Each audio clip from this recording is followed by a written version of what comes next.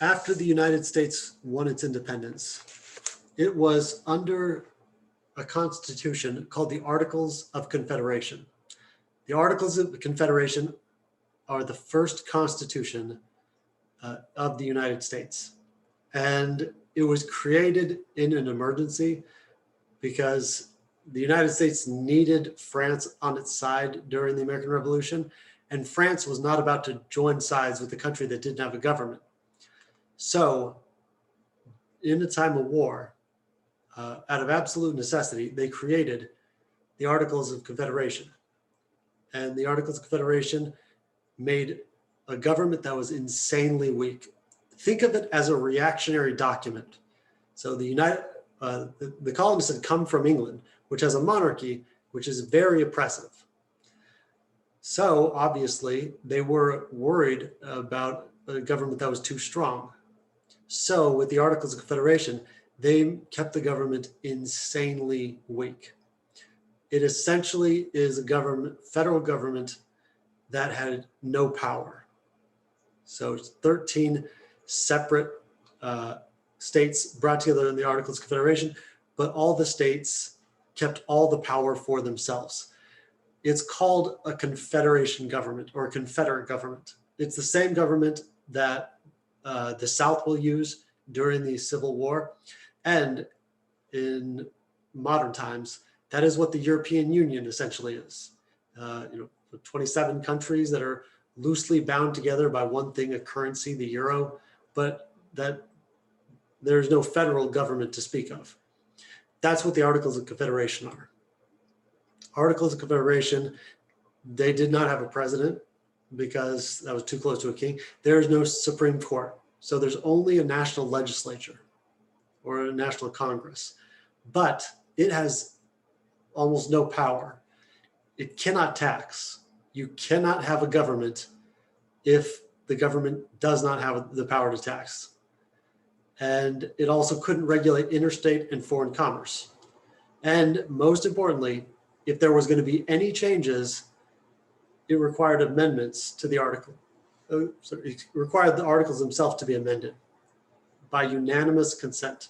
That means all 13 states would have to agree. And as you would guess, all 13 states will not agree on anything. So Articles of Confederation will not be around very long, but it is important to know that that is the first constitution in US history. The reason it's not going to be around very long is because it was too weak to deal with any of the problems that came up. It's not that the articles caused the problems, but under the Articles of Confederation, the government of the United States couldn't deal with any problems, either domestic or foreign. So it will not last very long. And I say not any, but obviously there were a few successes under the Articles, mostly in land policy. The most important thing you have to know is the Land Ordinance of 1785.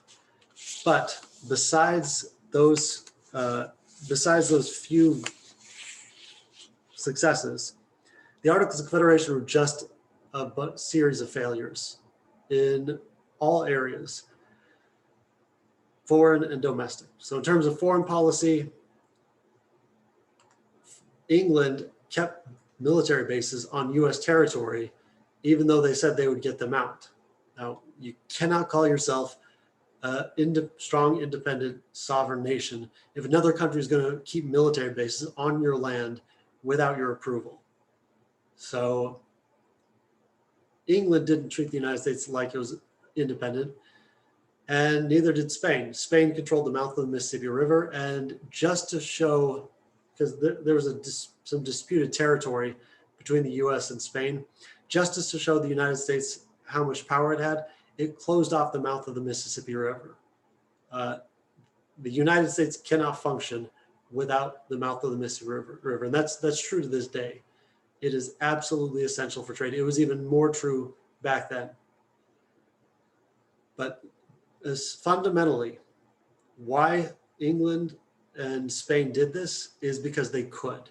And there's nothing the United States can do back. The United States cannot raise taxes, so it cannot put together a navy or build a navy or put together a military. So fundamentally, when it came to foreign policies, the US's problem was no country respected it because the United States did not have the power to make them. In terms of domestic problems, these were even bigger. And there were several of them.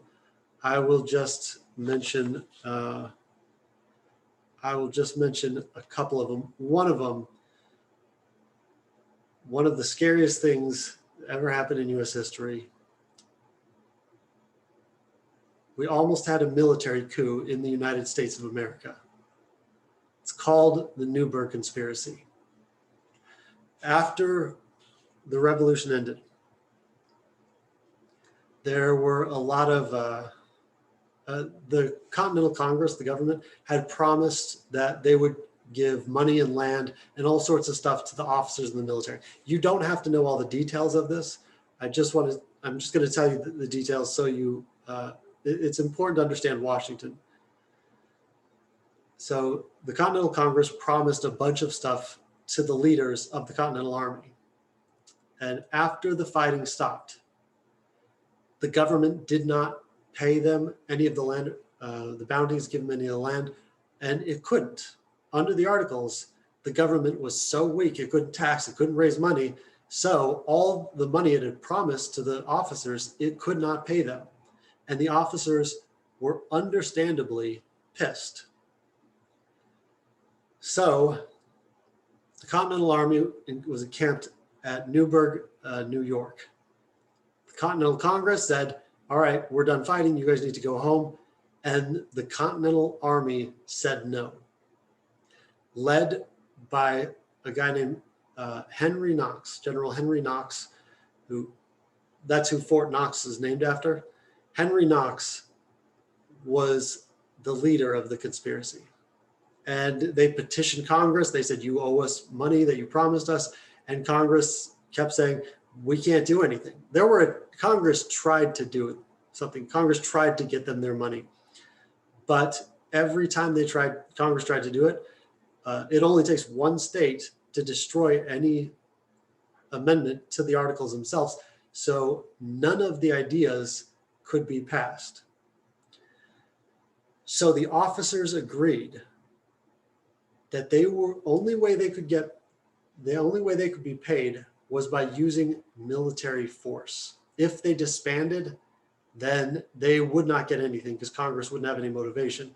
But if they stayed together and they threatened to take over the government for the military and then run the government for the military until they're paid back, that is what they figured their only option was. They were even willing to use violence to do it. And the reason this is so scary is because whenever this happens to a country, especially a newly formed country, and they have a military coup, and it's what happened in Mexico, way back when it became independent, happens in Egypt more recently. Whenever there's a military coup, it establishes a precedent. If the military doesn't like the way the government's acting, then the military will step in and overthrow it, which means effectively military control. And you will not find an example of a country that's under military control that is a free and open society. It does not exist. So that almost happened in the United States. There is only one thing that stood between the military officers and military rule in the United States, and that is George Washington. Now, there are a lot of stories about George Washington that are not true. This one is 100% factually accurate. Washington, he is the right man at the right place at the right time. Every country wishes they had a George Washington. You definitely don't have to write this down, but Washington was obsessed with abstract things, abstract concepts of character like honor, duty, dignity, those things that most people do not spend much time in their lifetimes thinking about. He obsessed over those things. So he always was trying to have a good public image and to do what was right. He was insanely self-controlled. Like most descriptions of him from the time always use the term good judgment, because he just had good judgment. One of the reasons he was able to have such good judgment is he tried to stay above politics. All he wanted was the best and the brightest. Even if they had different points of view, that is what makes a great leader. It's not people that are just loyal to them. It's getting the best and brightest minds together. That's what Washington did. That's what Abraham Lincoln will do. And that's also what Franklin D. Roosevelt will do. That's why they're three of the greatest, usually considered the three greatest presidents in US history. Most importantly, though, what Washington did that makes him so exceptional in human history is the way he handled power. He had so many opportunities to have all the power to himself, and he gave it up every time. That's why he was trusted so much. When the American Revolution was coming to an end, everyone said that he was going to stay on and keep the military and then take over as a king. And he could have done it. I promise you. There was a lot of desire for him to become king, especially among his soldiers. When he got a letter saying, please just make yourself king of the United States. And his response, no occurrence in the course of the war has given me more painful sensations than your information of there being such ideas existing in the army. I must view with abhorrence and reprehend with severity the conception that was big with the greatest mischiefs that can befall my country. He would not do it. King George actually said of him, if he gives up the military, if he gives up his military command, and that's a big if, he will be the greatest human alive, because no one believed he would do it. And he constantly turned down power. And he opposed his own officers. Now, he had been fighting with them the entire time. He understood what they were going through. He understood why they were upset. And he was sympathetic to them. They were all his friends.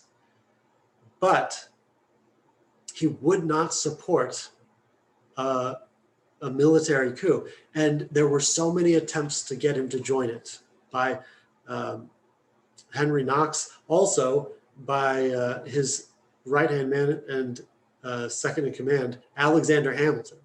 So everyone tried to get Washington on their side, and he would not go against, or he would not side with the military. He would not allow them to have a military coup. So, and you definitely don't have to write this down. It's just such a good Washington story. I can't pass it up.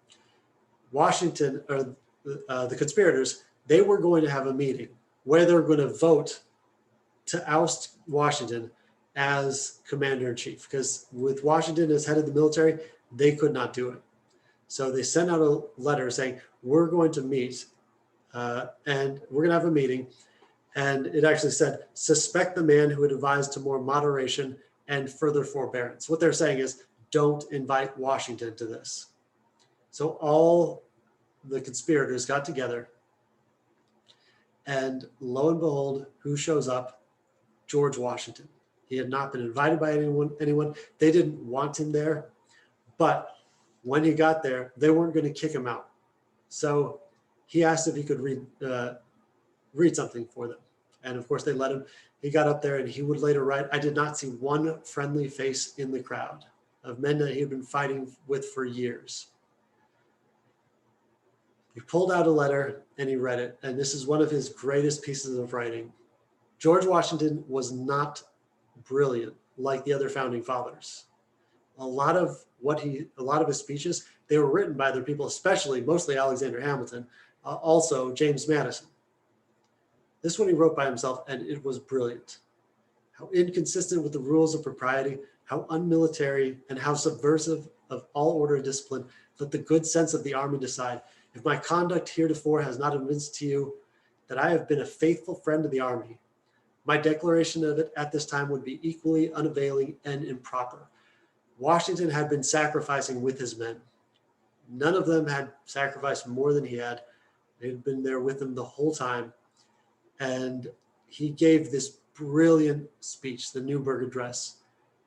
And when he's finished, he looked up and he hadn't changed a single person's mind. All of his men were furious still. He had failed.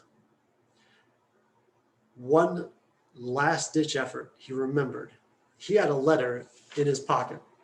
It was from a congressman who said, look, we are trying to get this fixed. Please get the military to back down, and we will do everything in our power to get the military what they want. In a last ditch effort, Washington thought, I'll read them the letter. So he pulled the letter out of his pocket and he opened it up. And then he just stared at it. And no one could figure out what he was doing because he was just staring at this paper. Now, Washington was obsessed with appearances and obsessed with looking, with having a good public image. So he didn't like people to see his weaknesses. That's why he didn't talk much, because his teeth were so gross. Most of his men did not realize he wore glasses. So he would never wear his glasses in front of them because he thought it made him look weak. So most of them had no idea that he needed glasses to read. So after staring at a piece of paper helplessly for a while, he said, gentlemen, you will permit me to put on my spectacles, for I have not only grown gray, but also blind in the service of my country. He put on his glasses, and then he read this letter from a congressman. And when he looked up, every one of the officers in the room were crying, because they knew he understood what they were going through. He understood why they're upset. He had sacrificed for them, just like they had sacrificed for him, and they deserved to be paid, but a military coup was not the right answer. He then left, and all of his officers voted unanimously to keep him as commander-in-chief of the military and to denounce the conspiracy. Washington had stopped a military coup single-handedly in the United States, and it completely changed the entire direction of US history. Even Thomas Jefferson, who will later be an enemy of Washington, they will become very, very, very bitter towards each other, had to acknowledge the moderation of virtue of a single character probably prevented this revolution from being closed, as most others have been, by a subversion of that liberty it was intended to establish. That's what happens in most revolutions. The military takes over, and then it's military rule. The United States avoided it because of George Washington. And this is what makes Washington so great. There's a tendency to try to downplay him, or not downplay him, belittle him because he was a slave owner. And he does deserve criticism for being a slave owner. He was human. But what makes this so incredibly important is he is going against all of the people that are closest to him. That's what makes this so brave and so incredible, is it's not very often that we will oppose our friends, our family, and the people we consider our tribe. We always want to fit in with them. He went against all of his tribe, of all the people that he was closest to, because what they were doing was wrong. When you go to bed at night, thank your lucky stars for George Washington. Besides the Newburgh conspiracy, there were also other problems and make sure you read about them. A lot of them stem from the fact that the economy did terribly under the Articles. And the Articles did not have the muscle, didn't give the government the muscle to deal with the problems. One of the scariest things was something called Shays' Rebellion. It's probably the single most important thing that will lead all of the people we call the founding fathers to start calling, well, not all of them, but lead a lot of the founding fathers to start calling for a stronger federal government. And this is a rebellion by a guy named Daniel Shays, a hero of the American Revolution, and a bunch of poor farmers This is what the founding fathers were terrified of: mob rule.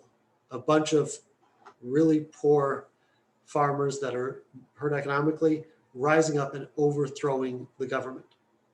Although Shays' Rebellion was put down by the state government in Massachusetts, it will convince most of the people we call the founding fathers that the Articles of Confederation had not worked. And the basic reason was because it made the federal government too weak. When I say federal government, or when you hear federal government, central government, or national government, those all mean the same thing. Federal, national, and central government under the Articles was too weak.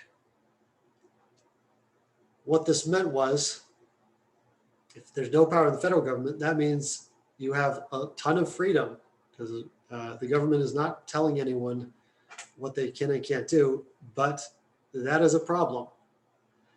We all understand that governments can be oppressive, and some of the most oppressive things in human history are governments. So monarchies, those are inherently oppressive.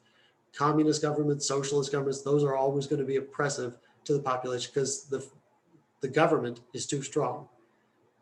But if there is no government, the government is too weak, and it leads to anarchy and chaos. And there are a lot of examples of that in the world now. Somalia, Mexico, its government is not strong enough. That's why it is there's so much violence. Iraq, Afghanistan, federal government or central government does not have strength, does not have power.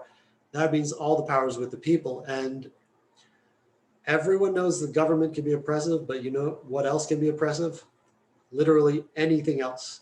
Whatever has the power can be oppressive.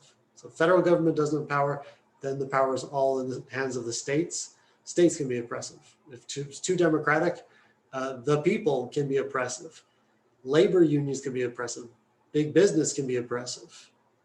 Everything can be oppressive. You cannot say the problem under the Articles was because the federal government was too strong, because it was not too strong. It was way too weak. And that is what will convince a lot of the founding fathers that there was too much democracy.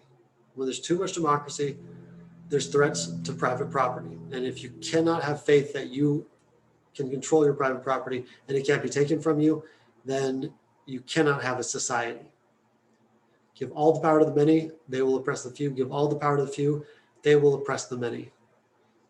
That is what a government does, is it balances out these things. That is why a new constitution will be held. You don't have to know anything about the Annapolis Convention, except that it was called to just deal with trade issues, and didn't even have enough. Most of the states didn't send anyone, but luckily, one of the people that was in attendance was this guy right here, Alexander Hamilton. Alexander Hamilton is like the Kanye West of the founding fathers. He doesn't care what anyone thinks about anything. He is sure he is right all the time. Very arrogant, to put it mildly. But he was right quite a lot about a lot of things. He had a lot of reason to be as arrogant as he was, just like Kanye.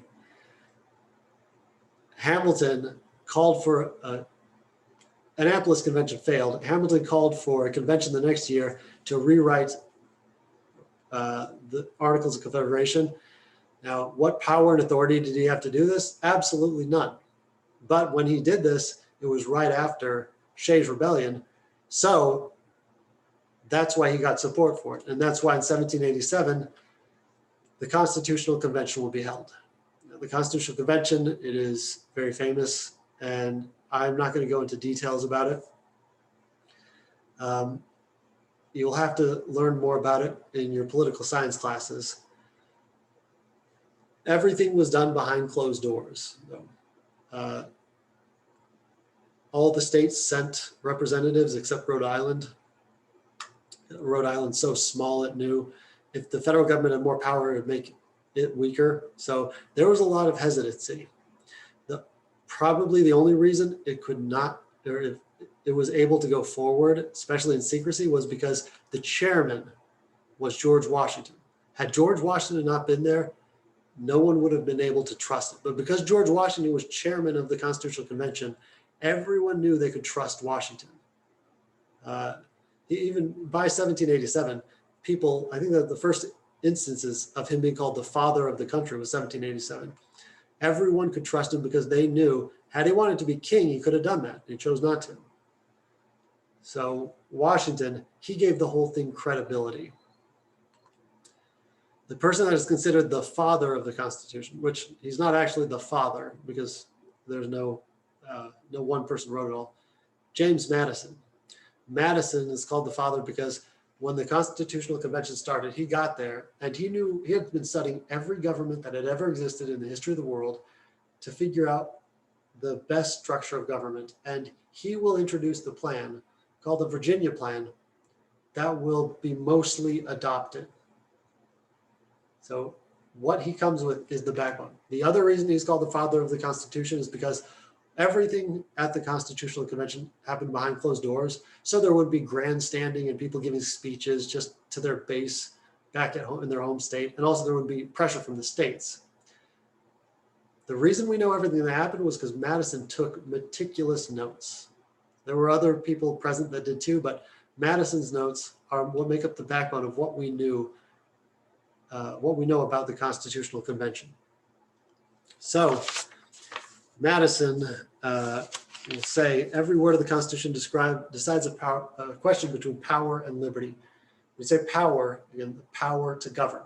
The federal government has to have power to tax, power to regulate trade, power to put together a military. But if it has too much power, it encroaches on individual liberty. Another word for liberty is freedom. Those two things are always balancing against each other, power and freedom. And there is no perfect balance. You cannot have a perfect balance of power and liberty because the world is always changing. So that is always changing as things around it are changing. And I'm not going to go into detail about this, but you must know the major problems. There were several compromises that had to be worked out because that's all the Constitution really is just compromises with competing interests. The Great Compromise is the bicameral legislature, upper house, smaller, more elite. That's the Senate. Every state gets 2 senators, regardless of size. Lower house, the House of Representatives, that is supposed to be more representative of the population, and it is based, the number of representatives is based on the size of the state. Great Compromise are what made large states and small states be able to come together. So it's not the first bicameral legislature we've seen, obviously, but the way it divided up power is very different. Also, the compromise over slavery, 3/5 compromise. Make sure you read about that in your notes. What you really need to know is the Constitution establishes a government that is functional. It establishes the framework of one with 3 parts of the federal government. There's the executive office of the president. The president has a lot of power in the United States. Being able to veto acts of Congress, being commander-in-chief of the military. President's most important job is upholding the laws of the land. That is why the president is commander-in-chief. But there are checks on the president's power. Congress can override an act of a president. Also, Congress can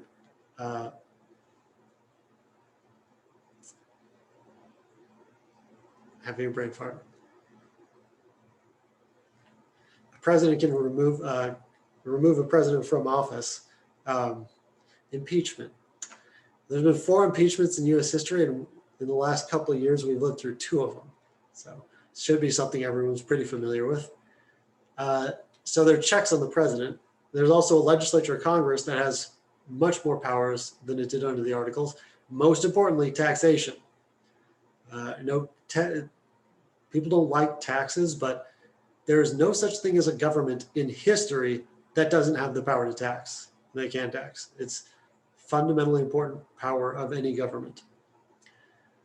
There's also a Supreme Court or a judiciary. Now, today, we consider the judiciary, or we know the judiciary is the final interpreter of the Constitution.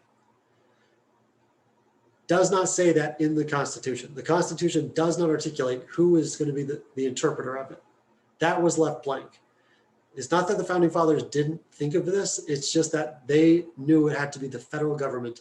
So they weren't going to put that in the document itself. It would make the federal government look too powerful.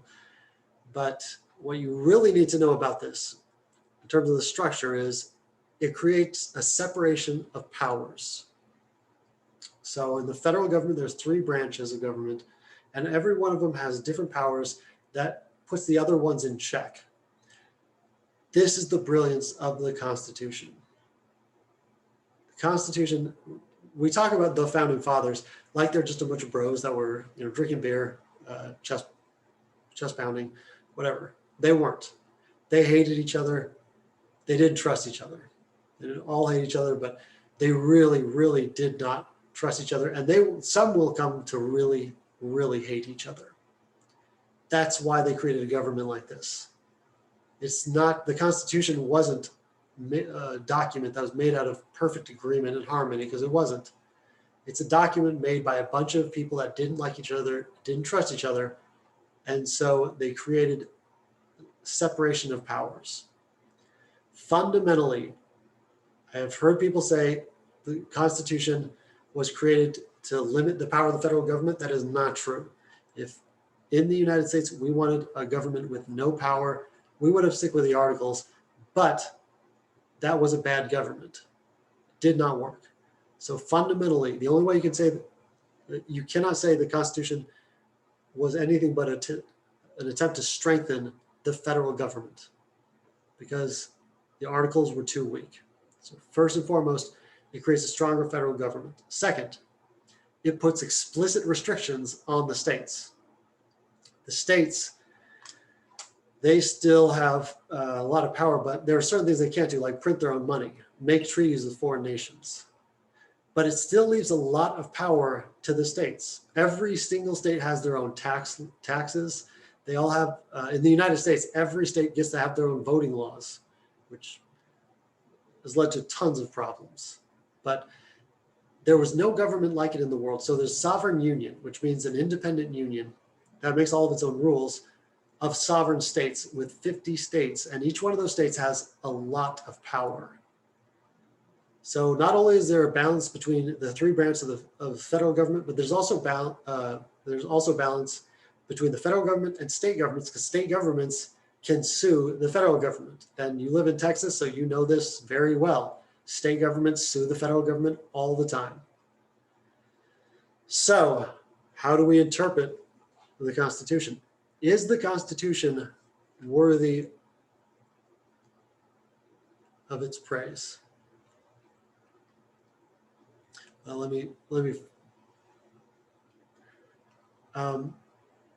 is it worth all the praise it gets? Let me say 2 things. First and foremost, the Constitution is not brilliant for its sheer originality, because a lot of the stuff that's in it, most of the stuff that's in it is not original. The Great Compromise, a bicameral legislature, every single colony had some sort of bicameral legislature. The 3/5 Compromise, that was something that had been recommended during the Articles of Confederation. None of the specific parts of this are completely new and original. The way it's balanced, the way the power is balanced, it was something that hadn't been seen anywhere in the world at that point in time. But the Constitution is not a document written by the hand of God. And I'm very confident in saying that for several reasons. First and foremost, would God have come up with 3/5 compromise? No, it's impossible. In general, this was written by a bunch of people that were debating these topics, a bunch of humans, a bunch of individuals that were debating these. And we know the debates that led to the decisions. They were written down by Madison and other people. So we know where the debate was happening. And most importantly, people act like the Constitution is a sacred document. It has been amended 27 times. 27 times we have made changes to the document. So it cannot be perfect, and it is not perfect. But what it does do is it creates a specific framework with specific parts of the government, how elections, federal elections is going to be held, how many people are going to be in each part of it. So it creates a specific framework for a functional government. And yet the Constitution is vague enough, because it is very vague in certain parts we'll get to later, to adapt to a changing world. It was written more than 200 years ago, before there was any roads, before there were cars, before there were planes, before there was an internet, and yet somehow that document is still relevant today and still functional more than 200 years later. Think of it this way. Would you be able to write a document that would be so functional as to create something that can govern over a massive amount of territory of more than 300 million people, but yet vague enough to change with the times? It is impossible to imagine being able to do that. I do not have faith that if we tried to do that right now in 2021 in US history, we would be able to do it. I have very strong doubts that we could get it accomplished today. So the Constitution, it is worth the praise it gets. It's not written by God. It's not a sacred document. Otherwise we wouldn't have any amendments, but it is worthwhile. After the Constitution was written, the fight of whether it will be adopted was between the Federalist and the Anti-Federalist. Make sure you know this. The Anti-Federalists these are not parties. They're called political factions. Some people will say these are the first two parties. That is not a party. A party is a group of people that get together and they adopt policies for the purpose of being around for longer periods of time, to run candidates. They are not meant to be for one purpose, which is what factions are. Factions get together for one purpose and one purpose only. In this case, it was whether to ratify the Constitution or not. After the Constitution is ratified, these two go away. One of the first parties we have is called the Federalist Party, but it is totally different. These Federalists are just for ratifying the Constitution, and James Madison will be a part of these Federalists. But once the Constitution is adopted, Madison and the first two parties form, Federalists and Republicans. Madison will be a Republican. So these are not parties. You can just look at them. Federalists are for the Constitution. Anti-Federalists are against ratifying the Constitution. Now, you can just look at the pictures and figure out really quick which team you would probably want to be on, and it's not the one with George Mason. Federalist will have they just had, I'm not going to say better people, but definitely smarter. So we know the Anti-Federalists fail. Why do we even talk about them? Because if it wasn't for the Anti-Federalists, we would not get the Bill of Rights, the first 10 amendments to the Constitution. The Constitution is a document of power. It gives the federal government more power than it had, and that it was just a document of power until the Bill of Rights. Anti-Federalists said it does not give protections. So the Federalists said, if you support this, we will create a Bill of Rights. And that is what the first 10 amendments are to the Constitution, saying specifically what rights Americans have. Freedom of press, freedom of religion, right to bear arms, freedom, a fair trial. That is why the Anti-Federalists are important.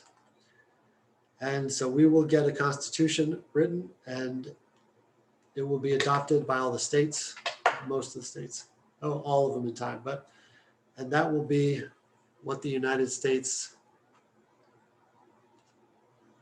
or what will govern the United States.